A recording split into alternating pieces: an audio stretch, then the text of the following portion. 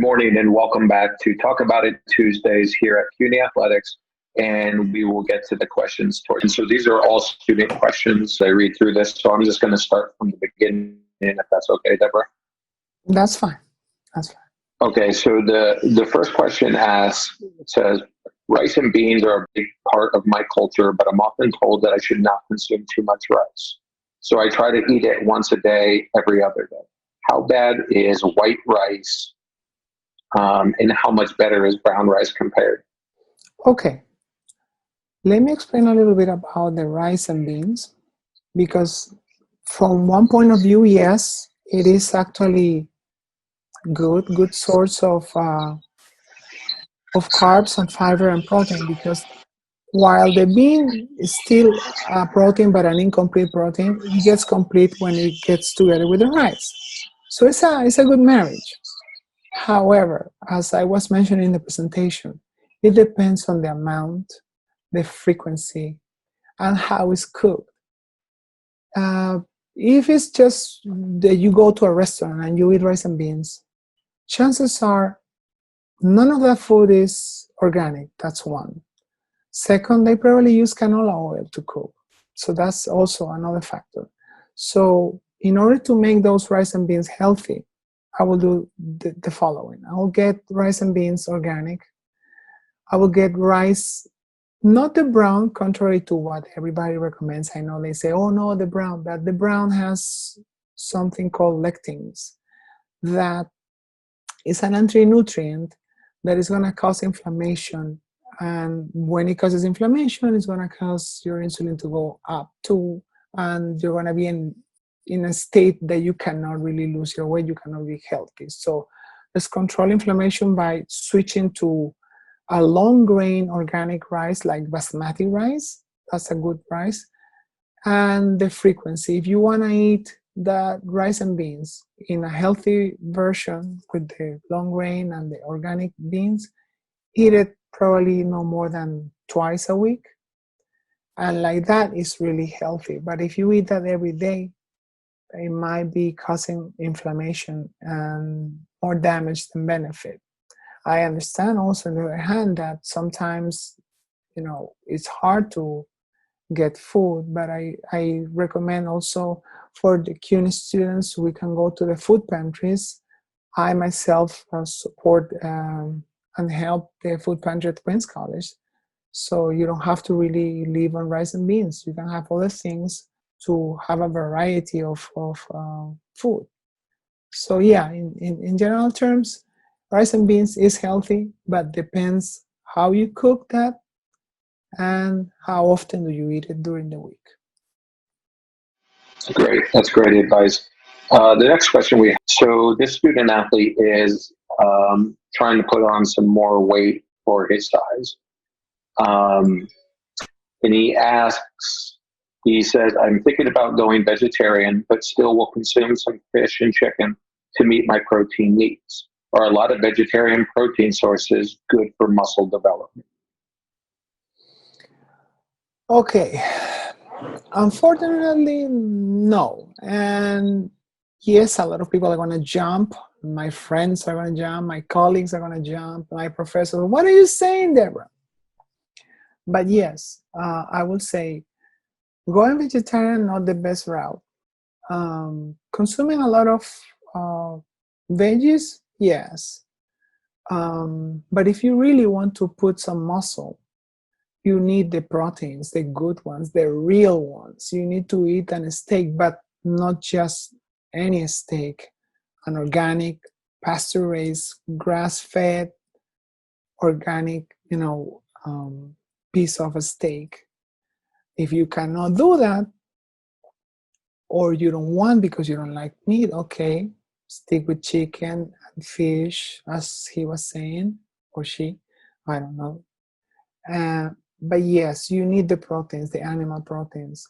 You can probably use both the vegetable proteins and the vegetarian proteins, but you cannot really run away from the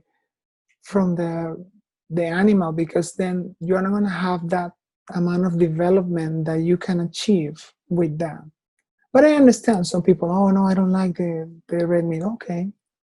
But you're gonna need that salmon. You're gonna need it. You're gonna need that chicken. And depending on how you train, as I mentioned in the presentation, you need to load up or no, more carbs or more protein depending on the situation.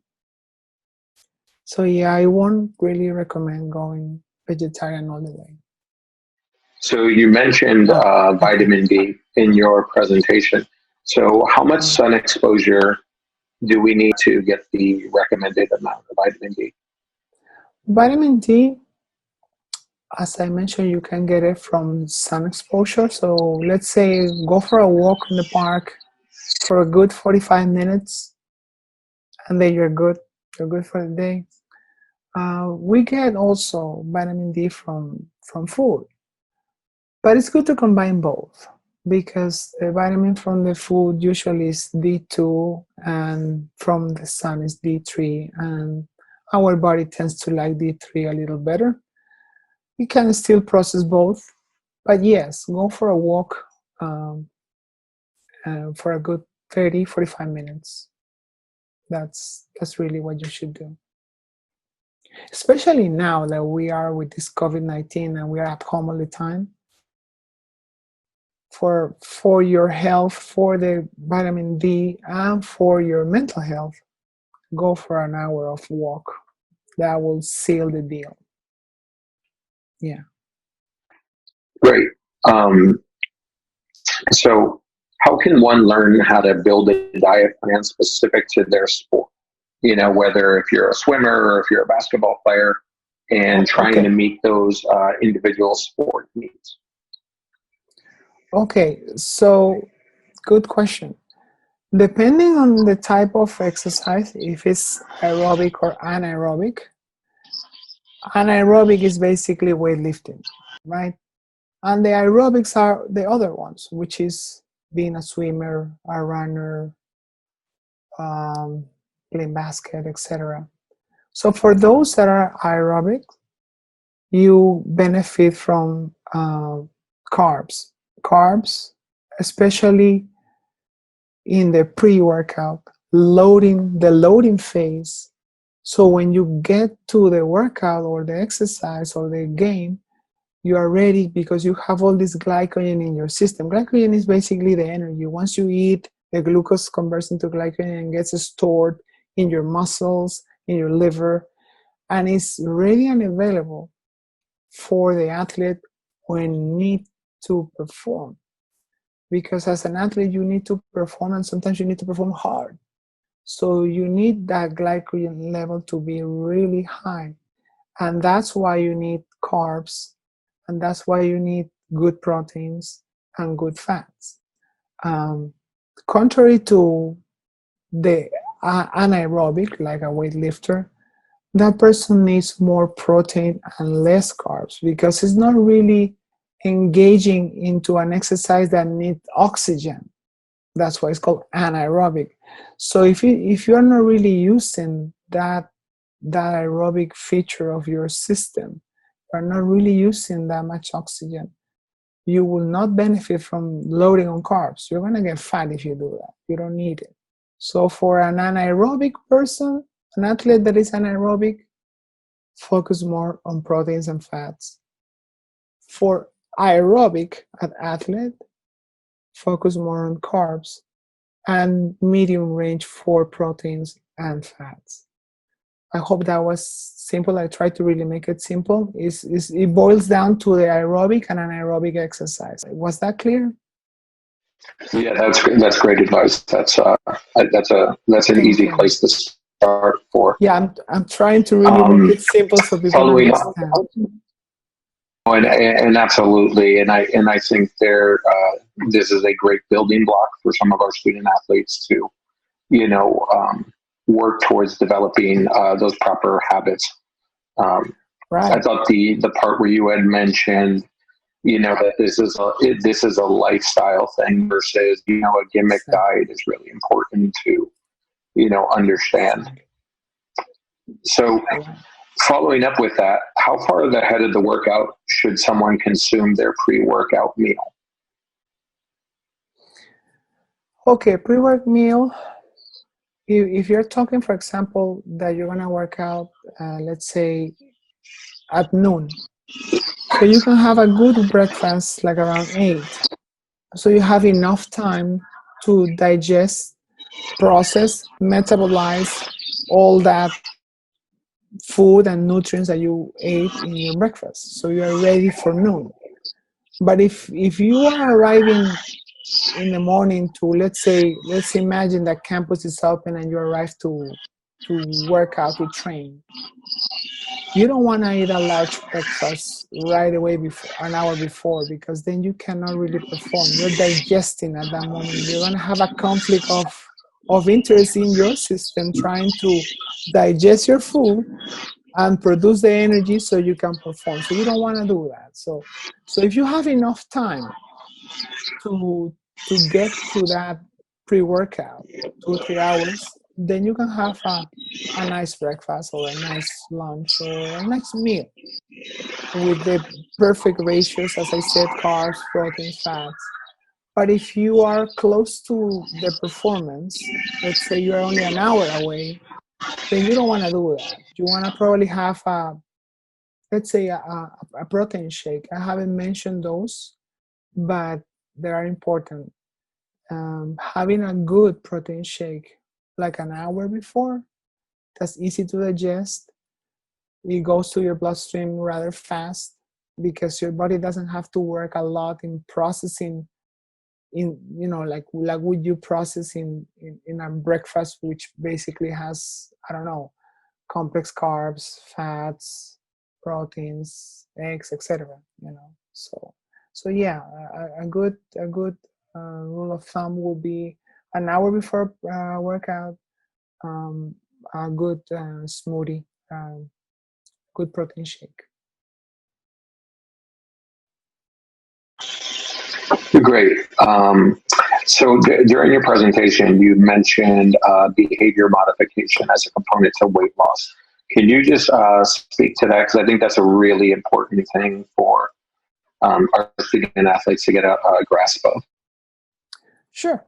And you're right when you say that it's a very main component. It is because here we are with a lot of information in the internet, or the friend of the colleague of the friend, all these people that they say that they know what they're doing, and they start promoting things like, oh yeah, eat little meals, 5 or 6 throughout the day.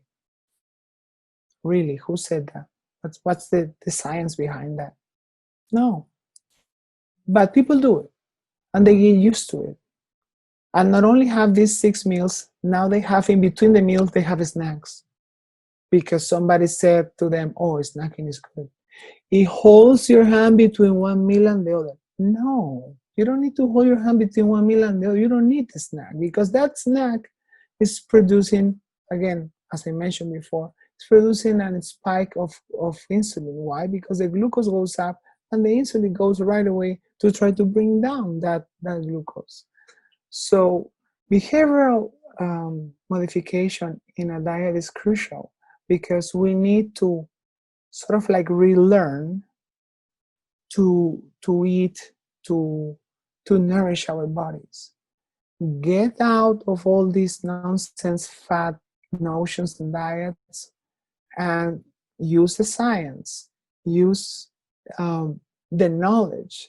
If you don't have the knowledge, consult with a nutritionist or with a dietitian, and they will show you the right way, backed by science, why we need to do this or why we need to do that.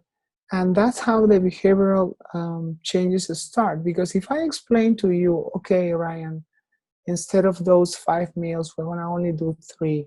And this is why, the reason why we're going to do 3. I'm going to walk you through. I'm going to encourage you. I'm going to hold you by the hand. You're going to understand. You're going to change that behavior. You're going to say, oh, you know what? I'm not going to do those 6 anymore. I'm going to do only 3. But now you are confident that you are doing the right thing, and you're going to change your behavior for good. You're not going back. I don't think so you're going to go back, because now you know better. So it is crucial to have a behavioral change. You can try by yourself, and if you cannot do it by yourself, you can also try with a professional. But at the end of the day, it's a key component to losing weight. And not only to lose weight, to change when you want to change, when you want to increase also the weight, you need a behavioral change. You want to maintain, probably you don't need much to change because what you're doing is maintaining where you are. But if you want to gain or you want to lose, and I know a lot of people want to lose, you need to make a behavioral change for good. Need to change the intake, need to adjust certain things, change, I don't know, leave the sugar out, all these things. But each person has needs a specific tailored program because not everybody is the same. Not every goal is the same. So we need to first understand the goal of the person, see where this person is in terms of physiology, if the cholesterol level is good, if the thyroid is functioning properly, if it has a fatty liver or not, if it has food intolerance or not. All these things come into the equation. And as part of that equation, behavioral change is key. It's a key factor. Yeah, I think that's really important that, you're giving some really great tips, but everybody's situation is going to have some variance. Right. Everybody's different. Depending on their age or sport. Yeah, right. Absolutely. So this is kind of a question that we touched upon a little bit in our other webinars when we talked about campus supports, but I'm going to let you speak to this one because you've already kind of mentioned it with the food pantry at Queens College. Foods are very expensive, but I feel that's why people eat unhealthy. So what is a cheaper way you guys would suggest to eat healthy, and how can you guys help? Okay, a way to eat healthy and not spend a lot of money. The first I will do is, and this goes for all my CUNY people, because I love CUNY. I love CUNY.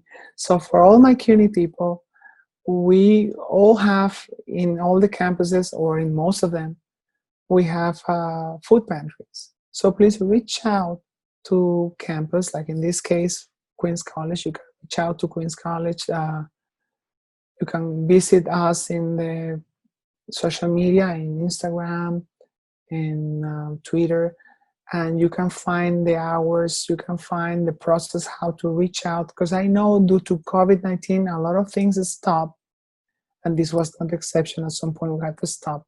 But now we are, back in business. We are working, we're open, and we're helping. So the first step for all the CUNY athletes will be go to your campus and search for that food pantry. As I mentioned, most of the campuses, they have already a food pantry. So you can get good food, and it's not going to cost you.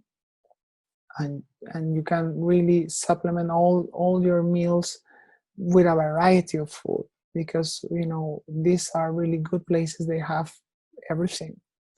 So that's one. Two, don't be afraid of going for the organic stuff. Sometimes in the supermarket they have even specials and they are organic. The people is just afraid to, I won't go organic because it's expensive. I was in the supermarket yesterday and I was able to see a dozen of organic eggs for $2.99. I said, wow, cost exactly as the regular ones, and these are healthier. And that's one example. I mean, like that, you have many. Like if you buy, I don't know, radishes, it turns out the radishes regulars are like, okay, $1, and the ones that are organic are $1.10. So it is not a big difference. It's more like the myth than really what the reality is.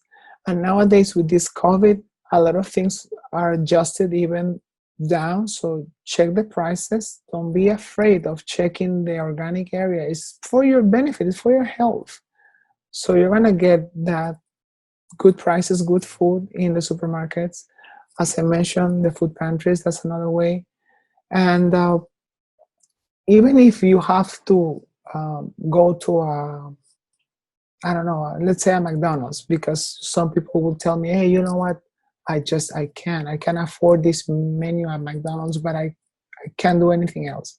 Even in that situation, you can try to make it healthy. Don't go for, the super triple burger. Go for probably a side salad. They have side salads in there. They have other healthy options. They're not super healthy, but at least they are different than their standard of eating just French fries. A salad, a side salad, it's 1,000 times better than eating the French fries, and that still is, is McDonald's or a fast food.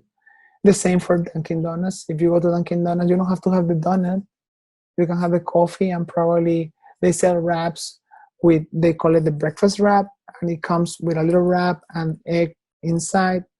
That is a lot healthier compared to a donut. Again, I'm not recommending that, but in the event that that's really what you can do, then yes, it's better than having a donut. So you have to be resourceful. You have to be creative. Work with your macros. Think that you need more protein, less carbs, fats, but a good fats, not bad fats, and work with your budget. Work with your budget and your macros. And when I say macros, it's protein, carbs, and fats. That would be the advice. Sorry, Deborah, you've been really gracious with your time. I just want to have one more question. One of our students just sent in, and it says, "What would you recommend that we eat between our meals?" I have heard drinking coffee helps with that. Okay. So you had mentioned like that, counting snacks as meals. Okay, so here we go again. So I hope that I answered this question and the person understands. When you ask me what to eat in between meals, nothing. In between meals, you're not supposed to eat nothing. Because if you eat between meals, then that's a meal in itself. Don't eat between meals. You produce insulin, you will never lose weight. It's like the car never stops. The engine keeps on running. That's what you're doing with your system. You eat breakfast, and then in 2 hours, what am I going to eat until lunch? Nothing. You can drink water. You can drink black tea or black coffee or herbal teas. Teas like the green tea or like the Earl Grey tea or coffee, but no milk, no sugars, and not even sweeteners. Because a sweetener will make your body believe that there is some sugar coming down, and it's going to affect your insulin anyway. It's going to be less of a spike, but still there's going to be a reaction. Plus, the sweetener can also damage your microbiome. So that's a different story. But just sticking to your question of what to eat in between meals, nothing. You are not supposed to be grazing and eating throughout the day. That's not right. Got it. That's the answer for that. Great, thank you. This is kind of a question that I thought would come up, but didn't come up, and let's close on that. What is your professional opinion about like supplements as far as like protein or pre-workouts and different things like that? I know you talked about protein shakes, Right. but can you kind of just address that question real quickly? Sure. One of the things that I want to mention is that out there in the market, there are so many things that you need to be careful. That's number one. Because everybody claims to have the best product and they don't. So that is one thing to be careful.